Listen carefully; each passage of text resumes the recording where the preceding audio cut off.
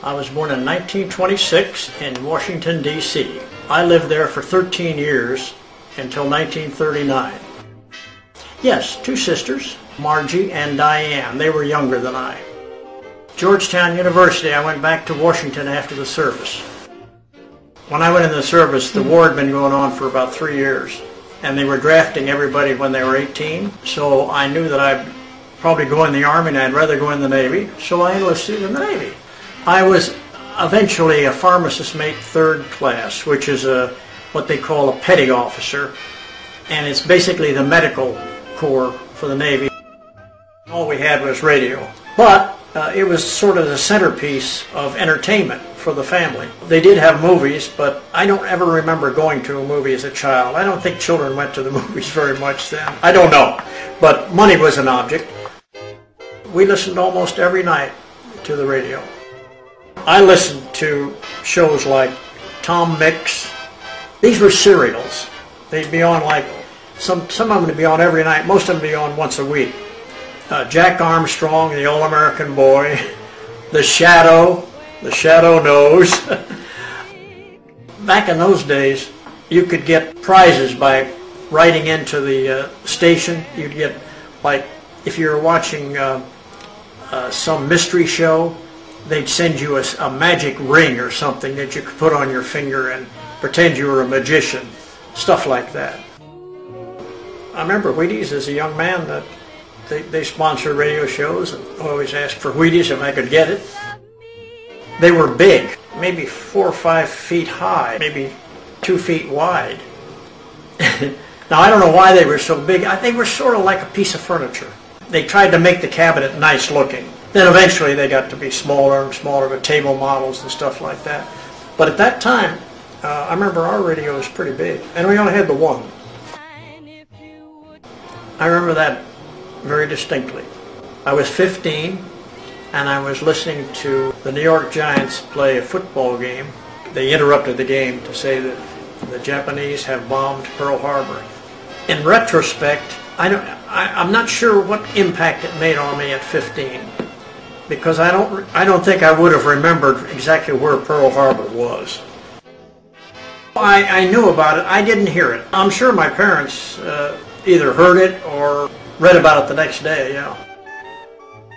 I never heard that at the time. I never heard that was, racist. I never heard that, no. Their comedy was very good.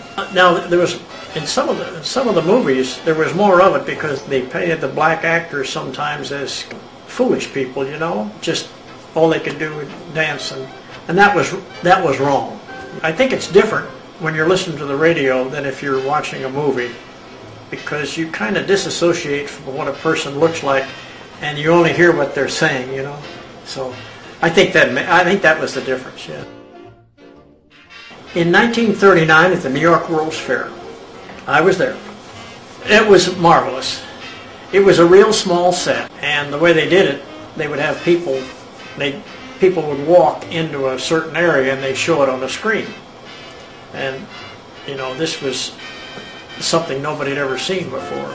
They called it the World of Tomorrow.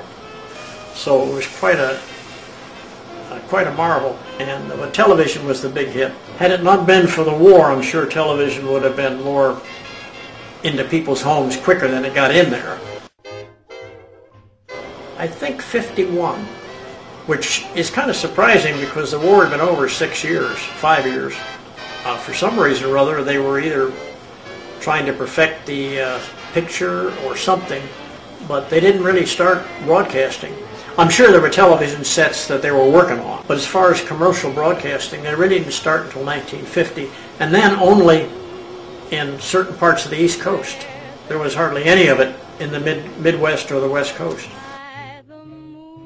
What would happen is when they first came out, they would be bought by bars.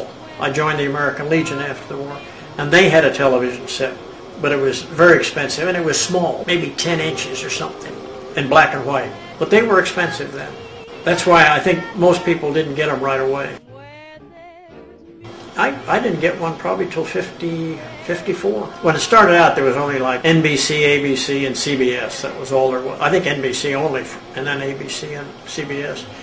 And they weren't on all the time, just certain hours of the day. And the big show when they first started television was Milton Berle, the Texaco Theater. Everybody watched that. I think it was on Sunday night or something like that. But then, you know, eventually other shows came on, news programs. Edward R. Murrow, the soap operas started. Yes, I watched a lot of that. Welch made the famous comment about, have you no shame? Remember that?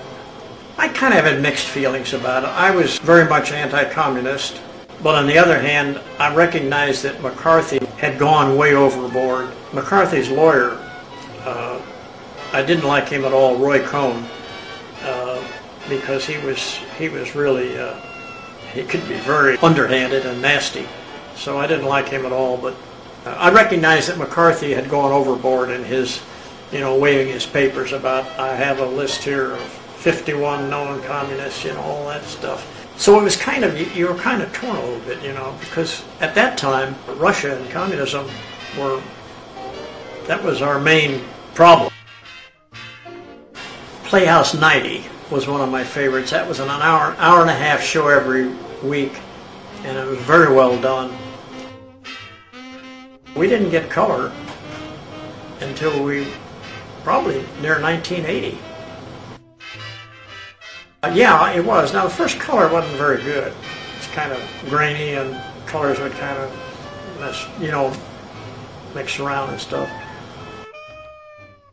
Television, for me, got more important because it was informative. It was entertaining as well, but I use it much more for informative kind of things. The JFK that's the worst thing that's ever happened in my life. I had worked in his campaign for his election, and I admired him greatly, so it struck me personally. But yes, the whole country watched that for 3 days. That's all they had. They had reruns and reruns and reruns, and they showed the actual footage of when Ruby shot Oswald. So they kept showing that. I think the whole nation was glued to the TV. It was so unbelievable. And I was watching a program, and they broke in and said an airplane has hit one of the Twin Towers. Everybody thought it was just a terrible accident.